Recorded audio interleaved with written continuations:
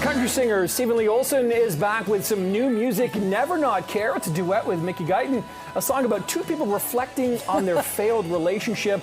And also, Austin is set to embark on his first ever cross-country tour. Yes, we'd like to welcome Steven Olsen to our show this morning. Steven, great to see you. We know that you now live in Nashville, but you're coming back to Toronto, so that's great news. But before we get to that, let's talk about this new music, Never Not Care, with Mickey Guyton. I love, the double negatives there, Never Not Care, and it's got like a really interesting chorus. So how did this song come about, and why did you and Mickey collaborate on it? Yeah, good question. Mickey and I have been friends for over a decade. I've been a big fan of Mickey long before she was the Mickey Guyton we know her now.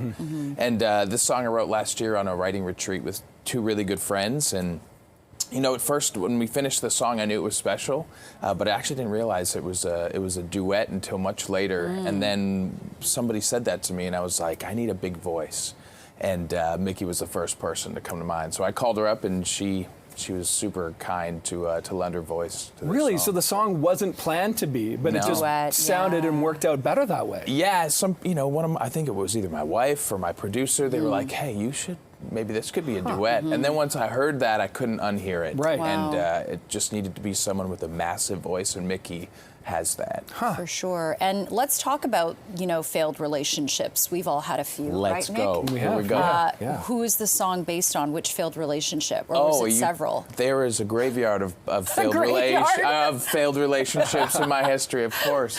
I love that. You know what?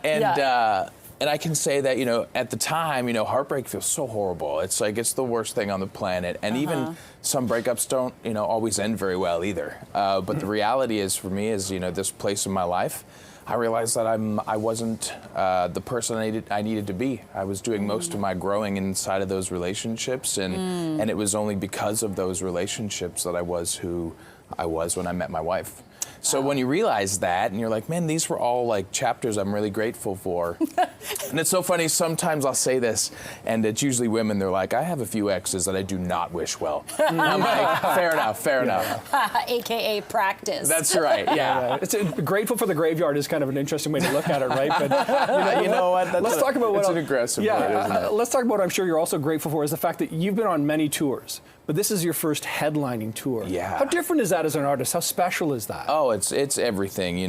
This is the stuff dreams are made of. You think about this, as a kid, having your own tour bus and traveling across the country, and it's a really hard thing to do, But I've been doing this for a long time, and we have the fans, and I'm just grateful to be in a position and that people show up to the shows. Is it more pressure?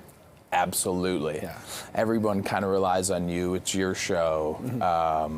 But I thrive on that. I'm like, I've been waiting for this pressure for a long time. Yeah, and the name of the tour is not lost on me, Country Night in Canada. You're a hockey fan. A throw to the Hockey Night in Canada. Absolutely. How big is, sports and other activities you do besides country music, and how do you balance that in Nashville even? Yeah, no, that's a good question too. When I moved to Nashville, their hockey team was terrible. But but I swear it was like $15, and you could go to every single game. And if you're a Leaf fan, you're like, wow, $15. Right.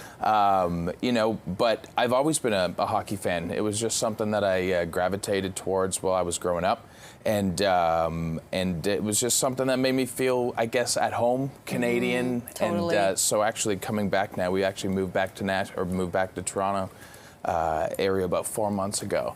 Wow. From Nashville, and I needed my kid. I have a 4-year-old son, and it looks like the Leafs are going to need another big defender. So I said, hey, the next generation, right there. Absolutely, got to start them young. Defense would be good for the Leafs, that's for sure. Although they're on a 4-game winning streak, we're trying to make it 4. I think it's either 3 or 4, but hey, they're right, and we're doing all right with regular that. Season's good. Too. It's the April-May season. That's where the Leafs are having their issues. Right? You're going to be back here in February, though, so we'll look forward to that. Listen, pleasure meeting you. Good luck. We'll see you maybe before your tour starts here. Thanks, Steven. Welcome home. Olsen. Yeah, good to have you back. Thank you. Yeah.